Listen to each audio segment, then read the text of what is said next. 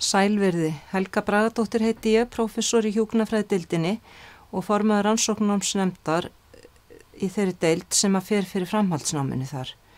Ég ætla að segja ykkur örstutt frá meistaranáminu og viðbóta diplómanáminu sem við bjóðum upp á í haust. Það þarf kannski ekki að tíunda mikilvægi menntunar í hjúkrunarfræði en rannsóknir hafa ítrykkað sýnt hversu mikilvægt það er að hafa velmenntaða hjúkrunarfræðinga fyrir gæði þjónustunnar og öryggi sjúklinga og starfsmanna, þannig að aukin menntun, hún er margfalt þess virði. Nú, við bjóðum upp á 3 megin svið eða 3 megin leiðir í meistaranáminu í hjúkrunarfræði og það er það sem við kallum klínísku leiðina, það sem nemendur velja sér klínist sérsvið hjúkrunar, það er hjúkrunarstjórnun og það er rannsóknarleiðin. Og samsetning námsins er þannig að það eru ákveðin námskeið sem eru semst í öllum þessum leiðum. Og þetta eru námskeið sem lúta þekkingaþróun, tölfræði, meginlegri aðferðafræði og eiginlegri aðferðafræði. Og síðan er svolítið mismunandi eftir kjörsviðum og leiðum hversu mörg námskeið eru skyldunámskeið. Í sumum leiðum eru öll námskeið skyldunámskeið og í öðrum leiðum þá er meira valnámskeið. Þannig að það þarf að skoða bara hverja leið fyrir sig til þess að sjá hvernig námið er samsett nákvæmlega. Það er eitt sem að ég ætla að benda á að það er að rannsóknarleiðin, hún sker sig aðeins úr þar sem er helmingur námsins eða 60 einingar er lokaverkefnið eða meistaraverkefnið. Hinar leiðirnar eru með 30 eininga meistaraverkefni. Og klínísku kjörsviðin sem við bjóðum upp á eru raunverulega fleiri en þessi sem eru listuð hérna að því þið sjáu kannski þarna neðst að þá er einmitt þarna önnur klínísk sérhæfing þannig ef að umsækjandi eða nemandi vill sérhæfa sig einhverju öðru sérsvið heldur en hér er listað að þá bara finnum við leið til þess. Og ég vil líka sérstaklega benda á gjörgæsluhjúkrunina sem að er núna í boði í þessu formi sem hún er núna í annað skiptið. Semst við tökum inn í mjög þétt gjörgæsluhjúkrunanám næsta haust og það er skipulagt sem 2 ára nám og ég hvet þá sem að hafa áhuga á gjörgæsluhjúkrunina að skoða þetta sérstaklega. Og svo bara bendi ég á allar hinnar leiðirnar að kíkja þá bara á heimasíðuna hjá okkur og fá frekar upplýsingar. Í hjúkrunarstjórnun þá er þetta að velja annarkvort að taka leið sem er með áherslu á rekstur og mannauðsstjórnun eða leið sem er með áherslu á forystu og verkefnastjórnun og það er skarast.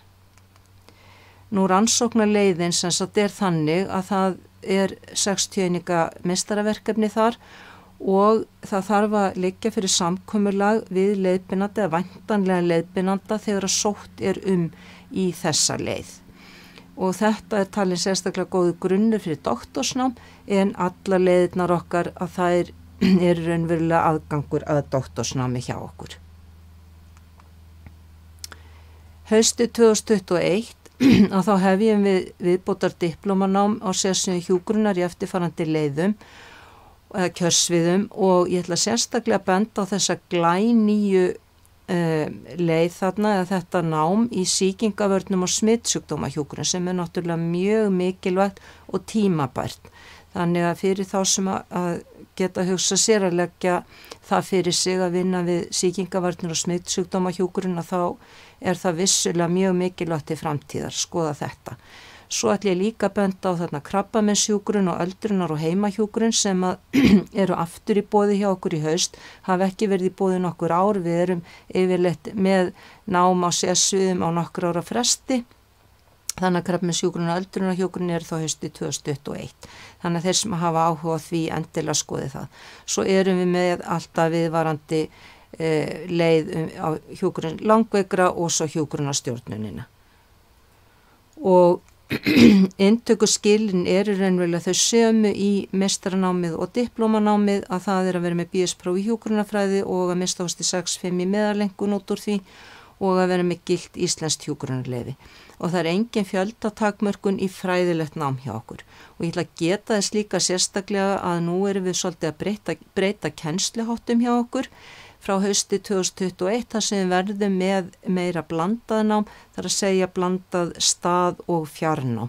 Þannig endilega kynnið ykkur það að það er meiri sveigjanleiki núna í námi hjá okkur. Þannig að þeir sem að búa utan höfuðborgarsvæðisins eiga vonandi auðveldar með að sækja nám hjá okkur. Nú, tækifæri að námi loknu eru raunverulega endalaus. Þeir sem eru með meistarapróf í hjúkrunarfræði fara gjarnan í sérfræðistörf, fara í frekari þjálfun og sækja síðan sérfræði leyfi í hjúkrunarfræði og stjórnunarstörf eru líka algeng rannsóknar og gæðastörf og þetta auðvitað aðgangur að doktorsnámi.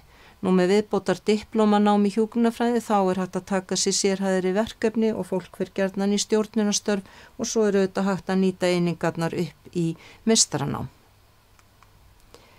Og ég ætla að nefna það þetta nám fyrir aðra en þá sem eru með BS-nám í hjúkrunarfræði, þannig að þeir sem eru með annað nám geta líka komið í rannsóknartengt nám til okkar í hjúkrunarfræðideildinni, það nám í heilbrigðisvísindum. Og allar frekari upplýsingar og skipulag námsins, allra þessara námsleiða og kjörsviða hægt að finna í þessum bæklingi sem á heimasíðun okkar, þannig að endilega skoða hann.